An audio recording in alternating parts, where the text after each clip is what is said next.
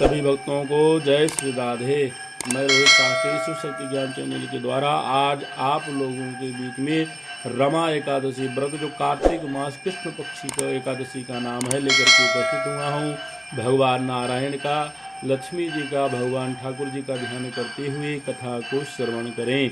ओम शांताकारं भुजगशयनं पद्मनाभं सुरेशं विश्वाधारं गगनसदृशं मेघवर्णं शुभांगं लक्ष्मीकान्तं कमलनयनं योगवृद्ध्यानगम्यं वन्दे विष्णुभवैरं सर्वलोकैकनाथं।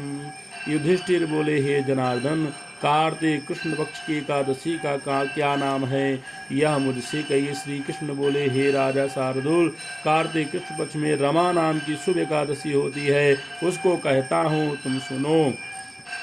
यह सब पापों को हरने वाली, प्राचीन समय में मुचुकुंद नामक राजा था, उसकी इंद्र से मित्रता थी। यम, वरुण, कुबेर और विभीषण से भी इसकी मित्रता हो गई। हे राजन, वह राजा विष्णु का भक्त और सत्यवादी था। धर्म से पालन करते हुए उसका निष्कंटक राज हो गया। उसके घर में बेटी थी, उसका नाम चंद्रभागा था। उसका चंद्रसेन के पुत्र शोभन के साथ में विवाह हो गया।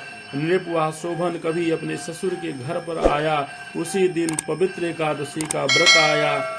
व्रत का दिन आने पर चंद्रभागा विचार करने लगी कि हे ईश्वर, क्या होगा, मेरा पति तो बहुत निर्बल है, वह क्षुधा को सहन नहीं कर सकता और मेरे पिता का शासन बहुत कठिन है।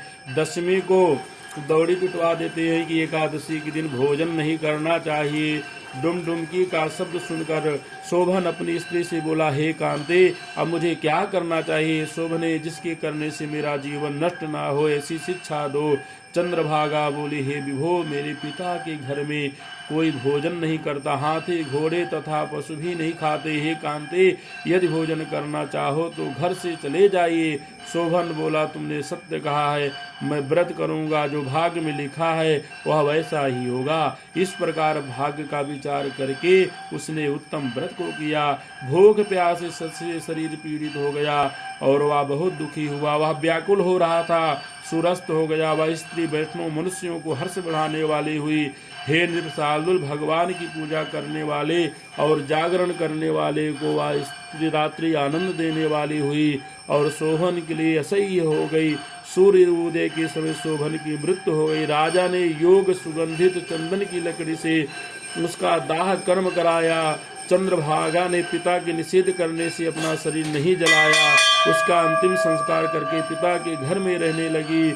हे नृपश्रेष्ठ, रमा के व्रत के प्रभाव से मंदराचल के शिखर पर शोभन को बहुत रमणीय देवपुर मिला। वह बहुत सुंदर, उत्तम और अनेक गुणों से युक्त था। उसमें पन्नों से जड़े हुए स्वर्ण के खंभे थे। अनेक प्रकार की स्फटिक मणियों से शोभित भवन में वह निवास करने लगी। सिंहासन पर बैठ गया। श्वेत छत्र और चवर प्राप्त हो गई।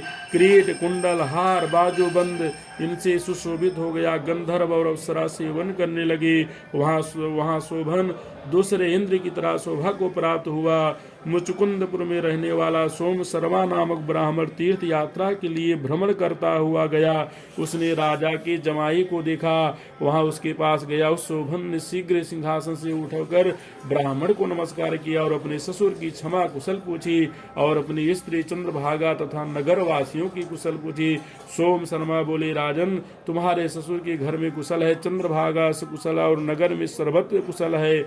हे राजन, आप अपना कुशल वृतांत कहिए। हे राजन, यह विचित्र नगर आपको कैसे मिला, सो कहिए। शोभन बोला, कार्तिक कृष्ण पक्ष में एकादशी होती है। हे द्विजेंद्र, उसका उपवास करने से यह अस्थिरपुर मुझको मिला है। हे द्विजोत्तम, जिस तरह अटल हो जाए ऐसा यत्न कहिए। ब्राह्मण बोला, हे राजेंद्र, यह स्त्री क्यों नहीं है और अटल किस तरह होगा, वह मुझसे कहिए, उसका निश्चय करूंगा। शोभन बोला, हे मैं विप्र, मैंने यह व्रत श्रद्धा पूर्वक नहीं किया, अतः मैं इस नगर को अस्थिर समझता हूँ। चंद्रभागा से यह वृत्तांत कहिए, तब यह नगर स्थिर हो जाएगा। यह बात सुनकर उस श्रेष्ठ ब्राह्मण ने सब वृत्तांत चंद्रभागा से कह दिया। ब्राह्मण का वचन सुनकर चंद्रभागा आश्चर्य से प्रफुल्लित हो गई। ब्राह्मण से बोली, हे द्विज, जो तुम कह रहे हो यह वृत्तांत प्रत्यक्ष है अथवा स्वप्न। सोम शर्मा बोला, हे पुत्री, तुम्हारे पति को मैंने आंखों से देखा है और देवताओं के समान उनका प्रकाशमान भी देखा है।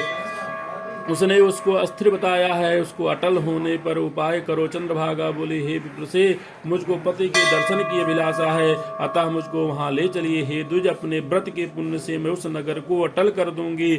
जिस प्रकार हम दोनों का मिलाप हो जाए ऐसा उपाय करिए। बिछड़े हुए का मिलाप कराने से बड़ा पुण्य होता है। यह सुनकर सोम शर्मा उसके साथ चला गया। मंदराचल पर्वत के समीप वामदेव के आश्रम में सोम शर्मा गए। वामदेव ने उनका कहा हुआ सब वृतांत सुना। उज्ज्वल चंद्रभाग का वेद मंत्र से अभिषेक किया। ऋषि के मंत्रों के प्रभाव से और एकादशी के व्रत के प्रभाव से चंद्रभागा का दिव्य शरीर हो गया और दिव्य गति को प्राप्त हुई।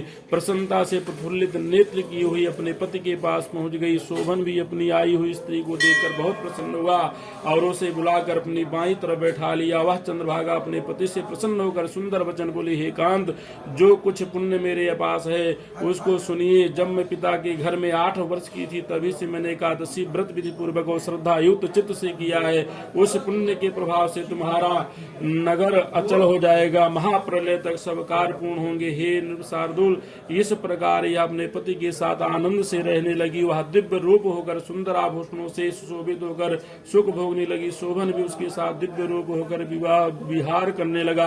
रमा एकादशी के व्रत के प्रभाव से वे मंदराचल के शिखर पर आनंद करने लगे। यह एकादशी चिंतामणि अथवा कामधेनु के समान जो उत्तम मनुष्य इस व्रत को करता है और जो दोनों पक्षों की एकादशी का व्रत करते हैं, निस्संदेह उनको ब्रह्म हत्या आदि पाप नाश को प्राप्त होते हैं। जैसी एकादशी शुक्ल पक्ष की है वैसी श्री कृष्ण पक्ष की है, इसमें भेद न समझना चाहिए। जो मनुष्य एकादशी के व्रतों का महात्म्य सुनाता है वह सब पापों से छूटकर विष्णु लोक में आनंद करता है। बोलो लक्ष्मी नारायण भगवान की जय।